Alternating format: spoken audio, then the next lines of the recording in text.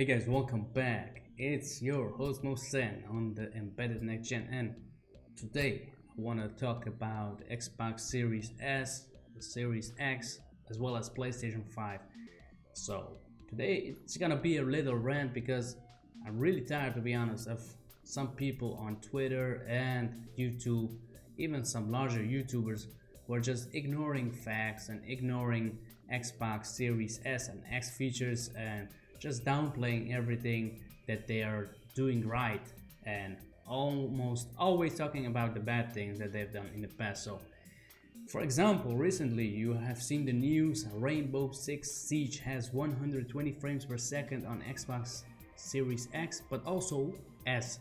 It's 1440p 100 frames per second, and also the multiplayer in Gears of War 5 has 120 frames per second and 1440p on Xbox Series S, which is insane for a $300 console or €300.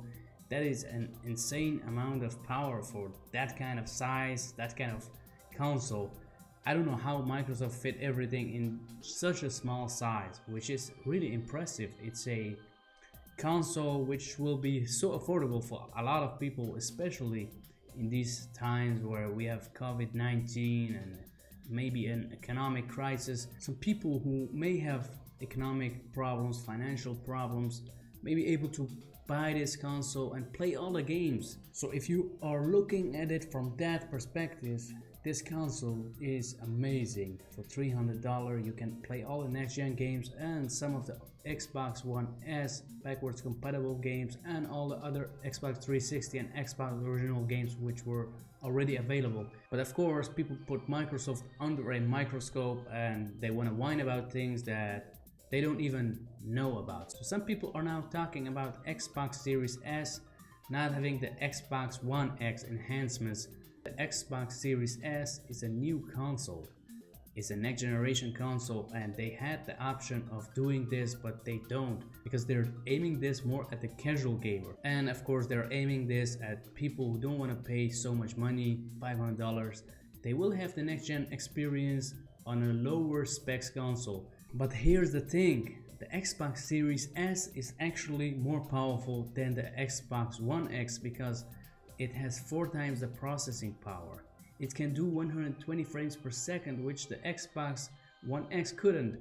Most of the games were 30 frames per second, and not a lot of games could do 60 frames per second, and not a lot of games could also do 4K native. So 4K needs more processing power. And of course the GPU is RDNA 2.0, which is a lot newer than the previous consoles. So this console is like a 6.5 or 7 teraflop GCN console. The GPU is a lot better and more efficient. So when you look at it this way, this console is actually a little monster, and it is aiming at 1440p 30 frames per second up to 120 frames per second. So I think this console will actually beat the PlayStation 5 in terms of frame rates because it is aiming at a lower resolution which needs less computing power, less processing power, while PlayStation 5 is aiming at 4K 60 frames per second up to 120 frames per second.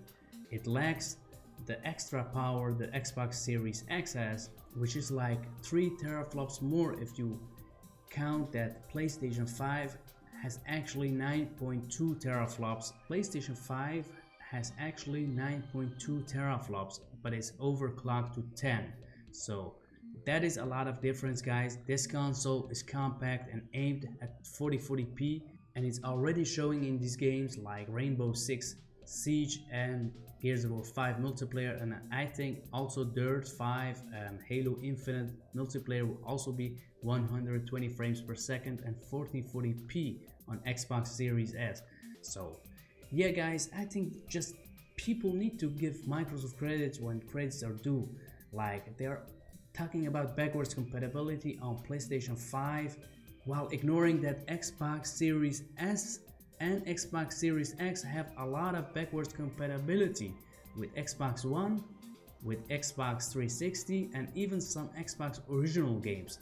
That's a lot. So guys, let me know what you think about this. Do you think this will be a major selling point of the Xbox Series S? It seems that a lot of games will be aimed at 4040p and 120 frames per second. What is more important to you, resolution or frame rates? Are you gonna buy the Xbox Series S or Xbox One X or PlayStation 5? Which one will you buy? PlayStation 5 or the PlayStation 5 Digital Edition? Will you go all digital? Let me know in the comments below.